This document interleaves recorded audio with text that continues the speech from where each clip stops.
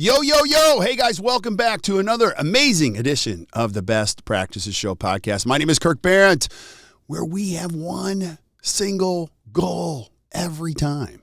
It's to find the best thinkers, best coaches, best experts in dentistry, and to give you some information to help you improve your practice and your life. And today we're going to do just that with one of our brilliant coaches here. Her name is Ariel Juday.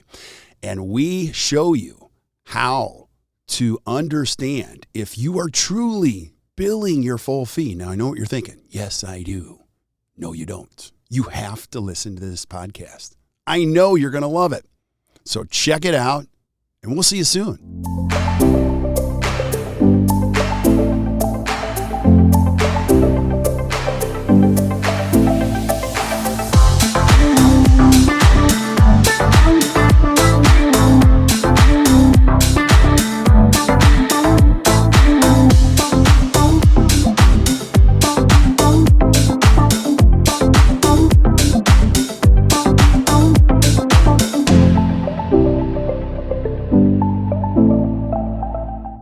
Hey guys, welcome back to the Best Practice Show podcast. My name is Kirk Barrett. You know what's so cool? I get to hang out with really cool rock stars, brilliant coaches, and I get to ask them questions about things that are going on in your practice. And we get to share that information with you, whether you're on the drive, you're cutting the grass, or you're just going for a walk, listen to this podcast so that it can improve your practice and your life. And you know what we're going to do today? A lot of you think you're billing your full fee, but you're not. And so this particular podcast might freak you out, but I want you to listen very carefully so that you can go back and improve some of the conditions in your practice, because when you do, you're going to see it's going to make a huge difference in the outcomes in your practice. And I have a brilliant coach on today, one of our coaches, Ariel Juday, and she is awesome. You're going to see as you sit back. And now, as I was telling her before we hit the go button, like every time you talk, I'm like, oh my gosh, that is brilliant. So I didn't even, I'm volunteering you for this, Ariel. You're going to come on once a month and just kind of teach us like front desk mastery, or dental practice mastery. So Ariel, I want people to know who you are, because we've got a lot of listeners. So give us a little bio on you. Who's Ariel? Who are you?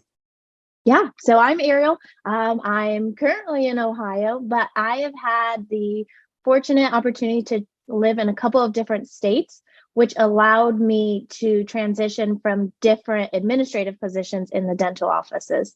So I've done everything from receptions to insurance and accounts to patient coordinating to director of front desk operations.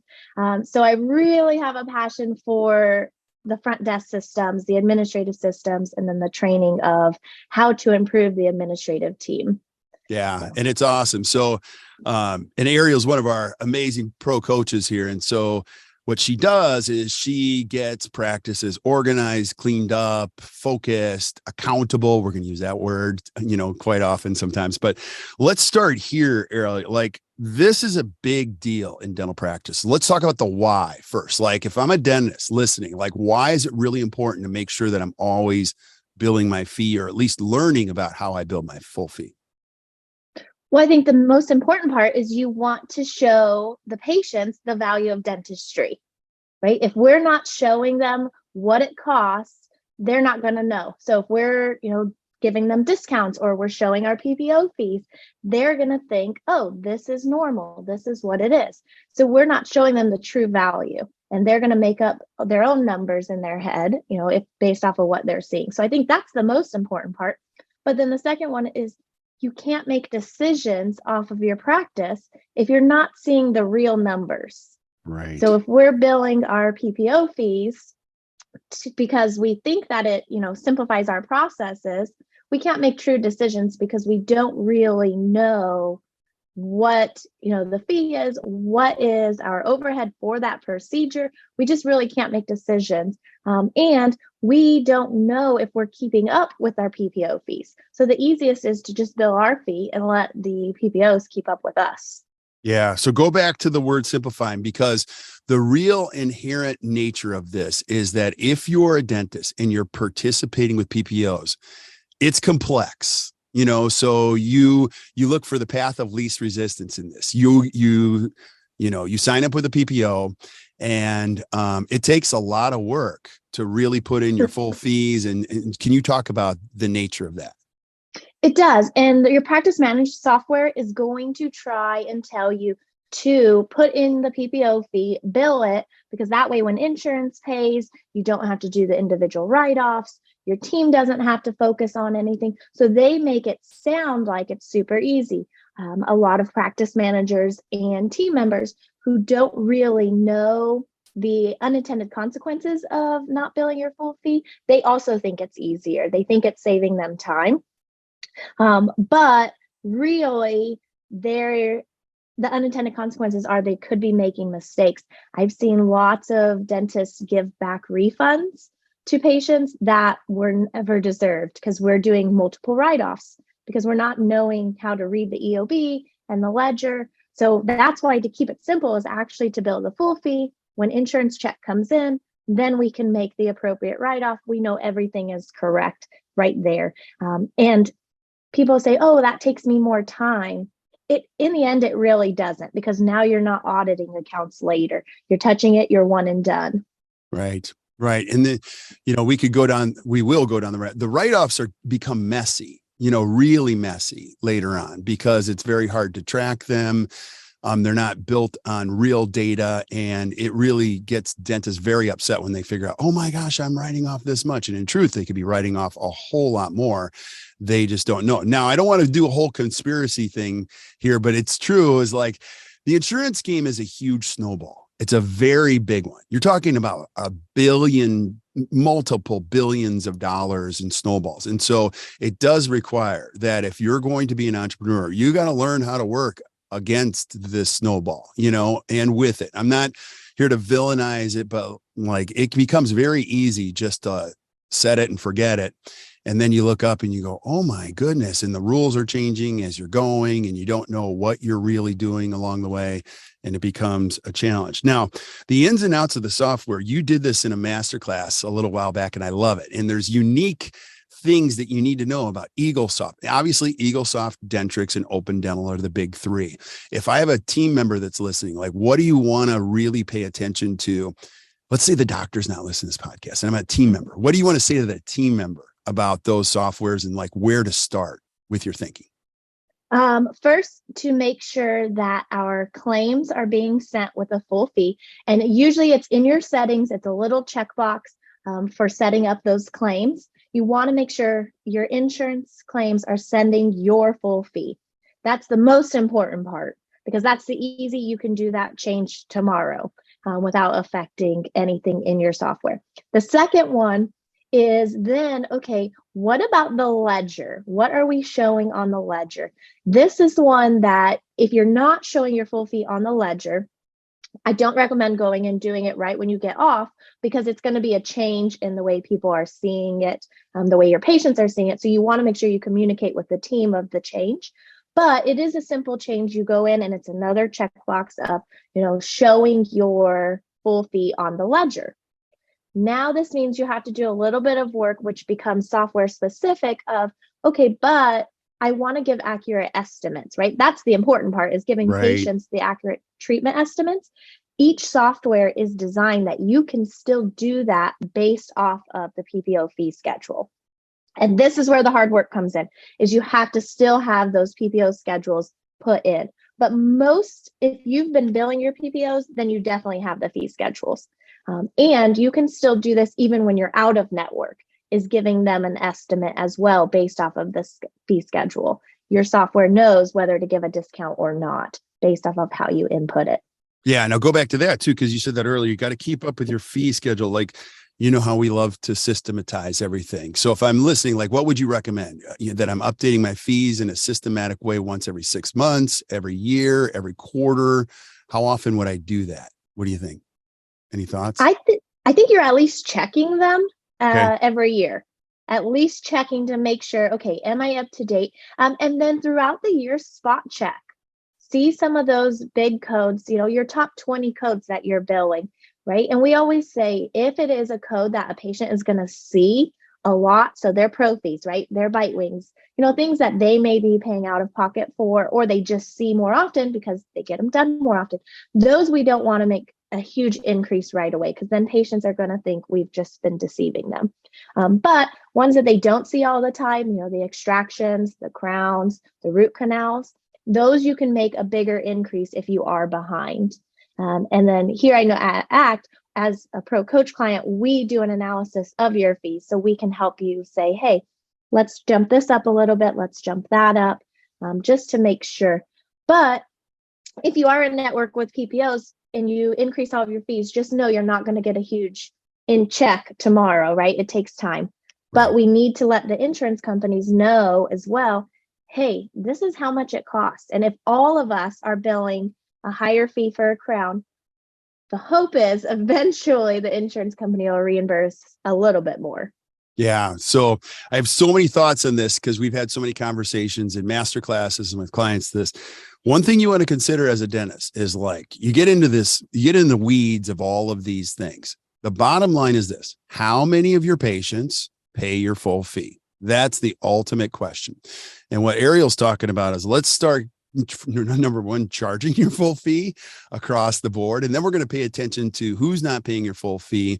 And then over time, get you to a place where more and more people are paying your full fee. That could include getting completely out of network. And I'll tell you, the further you go on that journey, the happier you are, the less complicated things become, and you just enjoy that doctor-patient relationship more. Now, the cool thing about a dentist is you get to choose how far you want to go on that journey. I have so many questions for you because as I watch you coach this, so go back to the auditing piece.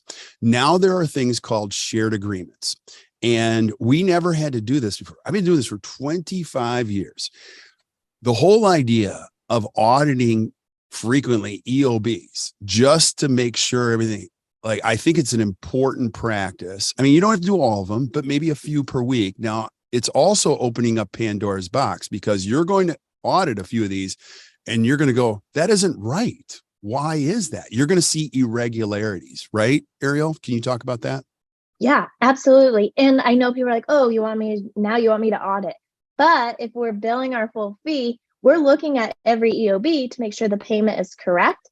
Right. And so you can start catching those things right away.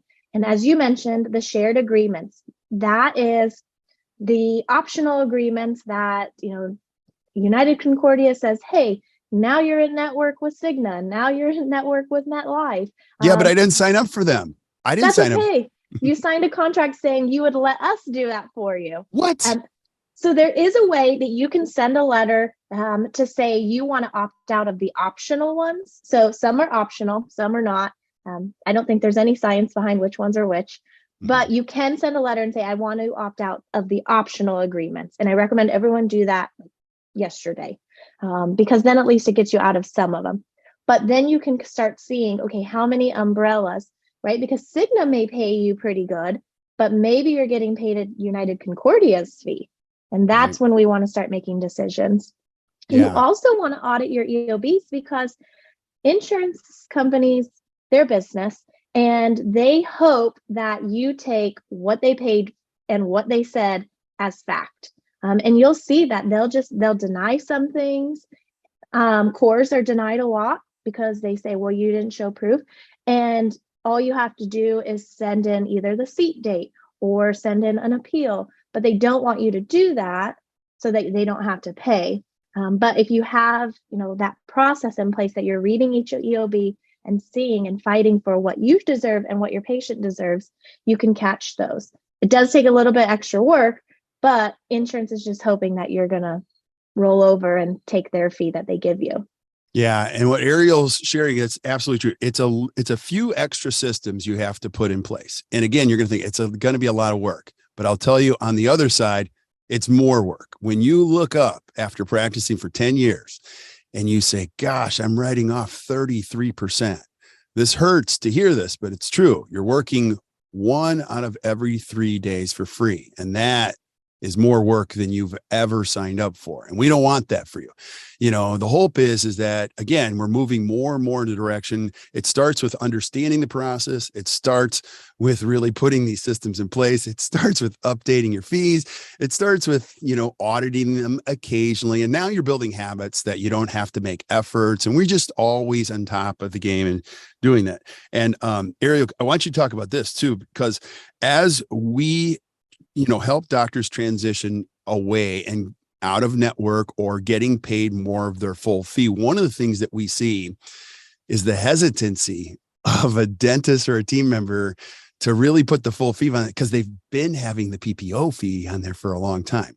And so, I got the PPO fee on there, which is like $790 or whatever. And now, oh gosh, now I got to write $1,350 on there. And psychologically, that's a huge canyon for them to cross, right? Walk us through that canyon. It is because, it's a huge jump, right? I always tell, especially for team members, keep it simple, right? The team members aren't the ones setting the fee. So for them, they should not feel bad about it. This is the fee. And for doctors, they say, oh, that's too much. No, that's your fee. That's what you should be paid. Like, value what you do, right? Yeah. We don't question the value when we go to the grocery store. We don't think, that's too much. I should get a discount. Like, no, that is the value. And that's why we want to start showing the patients now, because as you get out of network and now you have to start showing them, at least patients saw, oh, okay, my crown costs $1,500. But because of my insurance plan, I was getting a discount. They already know that. So they don't think, oh, you've just now tripled the price of your crown. So that's why I want everyone to start showing it now and saying, hey, this is the value of a crown. And that way, later on, they say, yep, I've seen that number before. That's not a shock to me. Yeah. And again, so if you do it the way Ariel's suggesting, once you start moving away, you've always been doing it. So now they see the difference and the, how it all works, and they know what to expect, as opposed to the way that most dentists do it. Now, I also want to help team members. So let's say, again, I'm a team member, listen to this. And I say, Ariel, easy for you to say. Like, this sounds so. What's really cool about you, Ariel, is you've sat in this seat. You've had these conversations. You are also coaching dentists and team members to do this. So from your perspective, you have this thing in your head that's like, oh, this is never going to work. Like, this is horrible. Walk us through this as you've sat in that seat. Like, what really happens as you start to tell people about their full fee from your perspective? From my perspective, it's the team members that project their own feelings that get the results of the hesitancy from the patients.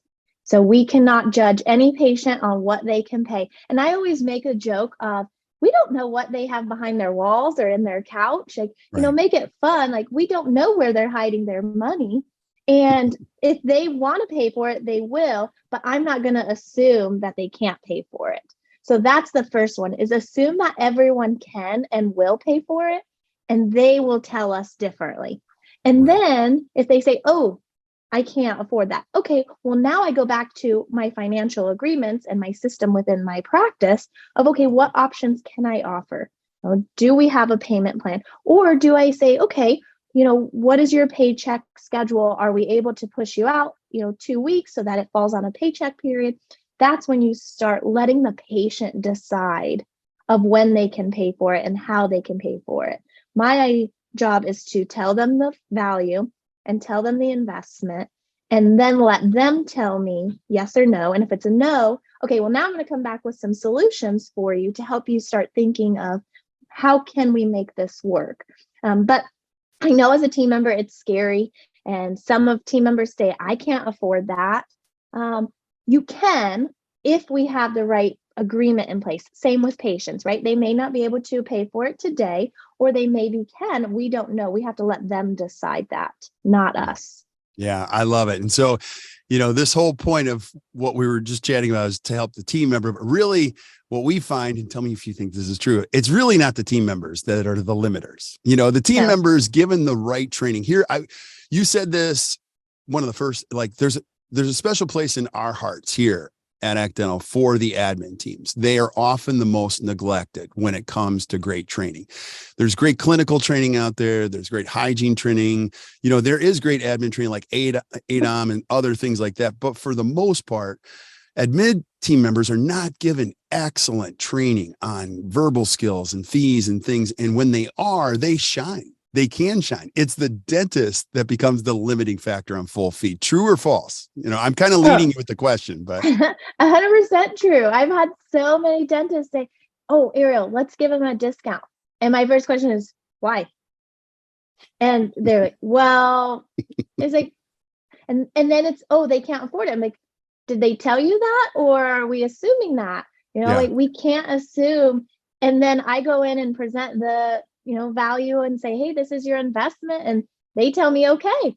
And then I come back and I'm like, "Oh, hey, you owe me that discount you wanted to give," because they're willing to pay your full fee, right? It's just in our mind, and the dentists start thinking of like, "Oh, maybe this one will be easier, but maybe it won't." You can't charge that, right? The value of a crown is the value of a crown. Yep. And you just have to go with it. And once again, like, you have to value your own work. You're the one doing it. Stop giving out discounts just to hand them out. Yeah, you're speaking my language there. And so, the whole idea of a podcast is there's a third person in the room. It's you, the dentist, listening. And what you have to do is, number one, you got to believe that money spent on dentistry or invested in dentistry is one of the best investments a human being could ever make, ever. Putting money towards your oral health. It's been proven that the quality of your oral health, greatly improves your life and in a lot of cases increases its longevity. And that's why you're in this industry. That's the first barrier. And then helping the people that you work with, these amazing team members, feel the same thing. And once you cross that, now you can get into the how and the steps and the systems, and it becomes easier. And your team members will talk like Ariel does, like with a lot of value and a lot of confidence around their investment, because there's going to be these moments of truth where the patient's going to look up at you with those eyes, and that's like a moment where you got to be ready to go, right? Ariel, as a team member, just like, you can't look down, you can't look away, you can't apologize, you can't go, "I know." No. You got to just smile. Smile. Wait, go back. Just smile.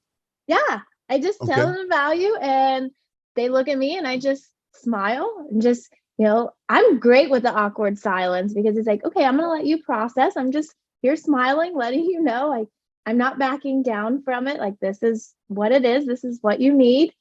And then they come with a solution and they say, "Oh, okay. How about I pay this, do you take credit card?" Absolutely. So yeah, it just takes time. And another thing is, make it fun for the front, right? Because talking about money is not fun for everyone. And that's where it goes to right people, right seat. You have to have someone who's okay with talking about money. But I say one KPI that they can track is the over-the-counter collections. And each day they can say, "Hey guys, guess what? I collected 100% of what I was supposed to." And it makes it fun because it's an easy accomplishment for them. Or they, celebrate those hard balances. They're like, "I've been chasing Miss Mary down for months and today she paid," right? And that's a celebration. And we know it's not all about the money, but if we're not collecting the money, it doesn't matter what you're producing. Yeah, brilliantly said, Ariel. So let's put a bow on this. So, let's say you're a dentist, you're listening, and you've got 5,000 patients and you're 100% PPO. Ariel, what can I expect as I start this journey? It might take me 4 or 5 years to fully train, but like, as I lean into this, I learn the value of dentistry. My team members do. We start billing our full fee. We start auditing EOBs. What happens to my practice in the next 2 years? What can I do? You can expect your collections to increase because now everyone is on the same page. They're seeing it. They're learning the ins and outs of, "Oh, hey, look, we're billing this. Oh, insurance said this, but I don't think that's true. I can send an appeal." You really start seeing the team come together and things start to get easier. Yeah. You have to just take it step by step, right? You can't go tomorrow and say, "Okay, I'm going to bill my full fee. I'm going to drop all my networks, and then I'm going to be a millionaire." It doesn't work that way. We have to take it one step at a time and get your team involved, especially the dentists that don't know what's going on at the administrative level, right? Ask them, and get them involved in the process, see how it may affect their day and their processes. And some of it they may come back and say, oh, we can't do that. Just ask them why, and ask them why again, and say, well, can we try this? And we try it for 3 to 6 months and see what happens. Very rarely will they go back to the old way. Totally agree. So well said. That's awesome. And I would just piggyback on all of that to say, once you do what Ariel's talking about, you're going to possibly work less. You're going to collect more and work less. You're also going to start attracting a different type of patient who's going to say, I know, I got to pay the full fee and I got to pay for it up front, because they're going to come referred with rules, or expectations around who you are. And it's amazing to watch that transformation. So it's so good. So Ariel, any last thoughts you have on how to really take a look at whether or not you're billing your full fee? No, other than just do it. You need to, you will see the positive impact. That's awesome. Awesome. I am so grateful. So thank you, Ariel, for being on. I really, really appreciate this. And as you've already heard, one of the cool things about this profession is don't try to figure this stuff out by yourself. If you're just kind of struggling, that's why we're here. Our goal with this podcast, number one, is just to bring you a lot of great information, to be a conversation, a person in the room with you while you're driving, walking, cutting the grass, cleaning the garage, whatever. This profession is an amazing profession. If you feel like you can't figure it out or you're a little stressed, call us. I'll introduce you to great coaches like Ariel who go, no, just do it, and pull you out of the mud. It's really cool because Ariel doesn't work in your practice. She can say things you can't say. And so it's good stuff. So thank you, Ariel. So stick around when we say goodbye to everybody else, but thank you guys for listening to the Best Practice Show. Hey, if you enjoyed today, can you do us a favor? Can you just share this podcast with your friends? Because we always want to spread the word, help this great profession. Keep sending us suggestions that you guys want to see or hear from, or things you'd like to hear from Ariel. I'll line it up and we'll just ask her the questions and we'll get the expert to answer the questions. But until we see you guys next time, or you hear from us next time, keep watching or keep listening to the Best Practices Show. You guys have a great day.